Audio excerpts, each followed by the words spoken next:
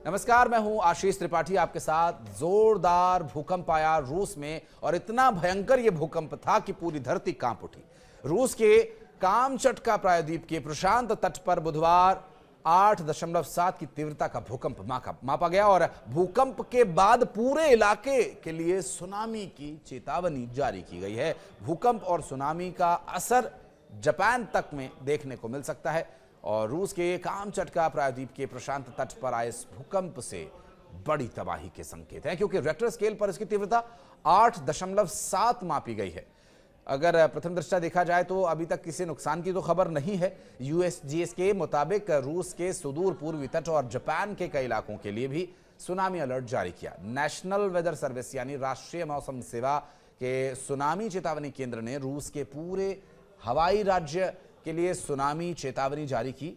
USGS के अनुसार भूकंप इतना मजबूत था, उथला था कि इससे सुनामी भी आ सकती है। पूरे इलाके में 1 मीटर तक की ऊंची लहरें उठने की संभावना है। जापान की मौसम विज्ञान एजेंसी ने बुधवार को बताया कि रूस के कामचटका प्रायद्वीप के पास 8.7 की तीव्रता का एक शक्तिशाली भूकंप आया। जापान के लिए सुनामी की चेतावनी जारी कर दी गई है। एजेंसी के मुताबिक भूकंप स्थानीय समय अनुसार बुधवार सुबह 8:25 पर, भारतीय समय अनुसार मंगलवार करीब 11:25 पर रात के समय आया और इसकी प्राथमिक अगर जानकारी की बात करें तो तीव्रता जो थी शुरुआत में वो 8.7 थी। एजेंसी ने जापान के प्रशांत तट पर 1 मीटर तक की सुनामी की चेतावनी जारी की।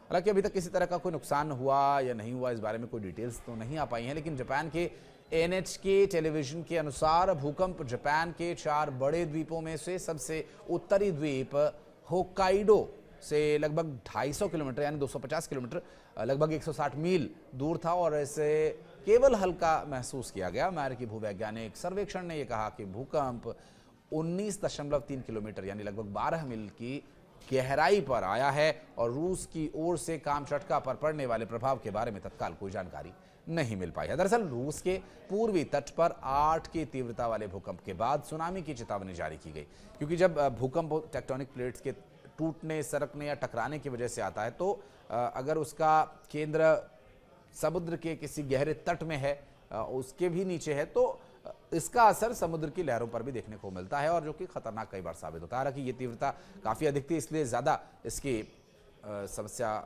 बन सकती है, इसलिए भी इस पर जानकारी देना जरूरी है। संयुक्त राज्य भूवैज्ञानिक सर्वेक्षण ने मंगलवार को बताया कि भूकंप रूस के कामचात्की से 136 किलोमीटर दूर ईस्ट में आया और जापान के मौसम विभाग की तरफ से इसके संबंध में जो जानकारी दी गई उसकी यदि बात करें तो वहाँ पर चूँकि पहले से ही ये भूकंप का प्रभावित क्षेत्र है और ऐसे में जापान में अच्छी खासी तीव्रता के भूकंप आते रहते हैं, वहाँ पर जो घर बनाए जाते हैं या जो वहाँ की व्यवस्था है वो इस तरह से बनाई जाती है कि ठीक ठाक तीव्रता वाले भूकंप को भी वो झेल सके। जापान के मौसम विज्ञान एजेंसी ने देश के लिए सुनामी संबंधी चेतावनी जरूर जारी की, जिसमें 1 मीटर तक ऊंची लहरें उठने की चेतावनी दी गई है।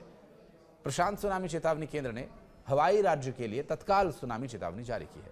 हवाई काउंटी सिविल डिफेंस एजेंसी ने सोशल मीडिया पोस्ट में कहा कि भूकंप इतना शक्तिशाली हो सकता है कि हवाई में विनाशकारी लहरें उठ सकती हैं। अमेरिकी भूवैज्ञान सर्वेक्षण के अनुसार भूकंप उथला था और केवल 19 किलोमीटर गहराई में था। सतह के कंपन और सुनामी के आने का खतरा ऐसे में बढ़ जाता है। और इसके अलावा एजेंसी की रिपोर्ट यह है कि ज्वार के स्तर से 0.3 से 1 मीटर तक ये लहरें उठने की आशंका है। ये लहरें चुऊक, कोसरे, मार्शल द्वीप समूह, पलाऊ और फिलीपींस के कुछ हिस्सों तक पहुंच सकती है। जापान के प्रधानमंत्री शिगेरू इशिबा को भूकंप के बारे में जानकारी दे दी गई है और इसके तुरंत बाद सरकार ने जानकारी इकट्ठा करने और प्रतिक्रिया की योजना बनाने के लिए एक आपातकालीन समिति का गठन किया। हालांकि रूस के क्षेत्रीय गवर्नर ने प्रारंभिक रिपोर्ट्स का हवाला देते हुए कहा कि भूकंप से अब तक किसी के हताहत होने की कोई सूचना नहीं है। हालांकि प्रभावित क्षेत्रों में किंडरगार्टन क्षतिग्रस्त होने की भी बात सामने आई थी। इसके पहले जुलाई की शुरुआत में कामचत्की के पास समुद्र में 5 शक्तिशाली भूकंप दर्ज किए गए थे, जिनमें से सबसे ज्यादा जो तीव्रता वाला था वो था 7.4 का। अब आप अंदाजा लगाइए कि इस बार तो 8.78 के आसपास ये तीव्रता करीब मापी गई थी और सबसे बड़ा भूकंप 20 किलोमीटर की गहराई पर आया था, जो कि करीब 1,80,000 की आबादी वाले पेट्रोपाव्लोव्स्क कामचत्स्की शहर से 144 किलोमीटर पूर्व में आया था। 4 नवंबर 1952 को कामचत्स्की में 9 तीव्रता के भूकंप का नुकसान हुआ था। हालांकि हवाई में 9.1 मीटर ऊंची लहरें उठने के बावजूद सब सुरक्षित थे, ये एक अच्छी बात है। तो तैयारियां तो रहती हैं, क्योंकि तटीय क्षेत्र हैं तो काफ़ी हद तक तैयारियां रखनी पड़ती हैं और इन तैयारियों से काफ़ी मदद मिलती है लोगों की जान बचाने में, क्योंकि लोग तैयार हैं तो ये जो स्थिति है उससे वो निपटने के लिए प्रशासनिक स्तर पर भी प्रयास करते हैं और ख़ुद भी लोग अपने अपने स्तर पर तैयारी करके रखते हैं। जापान हो गया, कनाडा हो गया, अमेरिका हो गया, हवाई वाला जो इलाका है, रूस का जो तटीय इलाका है, ये सभी वो इलाके हैं जो अक्सर इस तरह की स्थिति से, और खास करके जापान तो बहुत ज़्यादा सतर्क रहता है इस तरह की परिस्थिति से निपटने के लिए। बहुत नुकसान उसने ऐसे मामलों में झेला है। बहरहाल ये थी मौसम की वो स्थिति जिससे आप समझ सकते हैं कि रशिया में जो भूकंप आया और जापान पे क्या इसका असर हो सकता है। लेकिन हाँ, अभी एक महत्वपूर्ण बात यह है कि टेक्टोनिक प्लेट्स कहीं भी सरकती हैं, भारत में भी आते रहते हैं भूकंप, और भारत जो कि घनी आबादी वाला राज्य है तो हमें भी तैयार रहना होगा भूकंप से, किसी भी परिस्थिति से निपटने के लिए।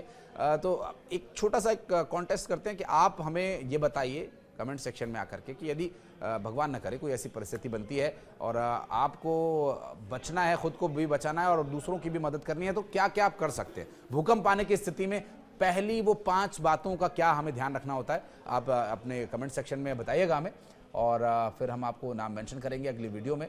और बहुत धन्यवाद यहाँ तक वीडियो देखने के लिए।